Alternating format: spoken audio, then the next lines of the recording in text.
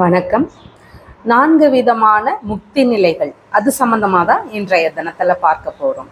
முதல் அப்படின்னு பார்க்கும்போது சரியை அப்படின்னு சொல்லக்கூடிய முக்தி நிலை. இதில் என்ன செய்யலாம் அப்படின்னா, வீட்டிலையே இறைவனை பிரார்த்திக்கலாம், அருகில் இருக்கக்கூடிய கோவிலில் இறைவனை பிரார்த்திக்கலாம்.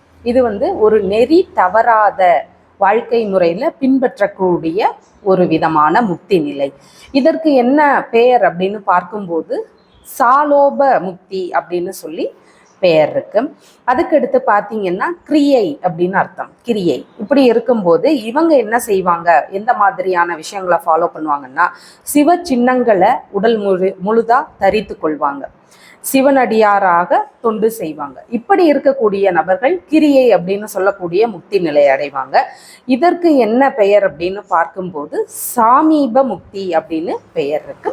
மூன்றாவதாக பார்க்கும்போது யோகம் அப்படிங்கிற ஒரு விஷயம் இருக்கு. இதுல என்ன செய்யறாங்க அப்படின்னா, ஒரு சரியான தகுதியான குருவை நாம ஏத்துக்கணும், அவங்க சொல்லக்கூடிய விஷயங்களை நாம் பின்பற்றணும், அவங்களுக்கு பணிஞ்சு அந்த விஷயங்களை பின்பற்றிட்டே ஒரு நல்ல உடல்நிலையிலையும் ஒரு மனநிலையிலையும் பார்த்தீங்கன்னா தூய்மை பெற்று அதுக்கப்புறமா இறைவனை போய் சேரக்கூடிய விஷயம்.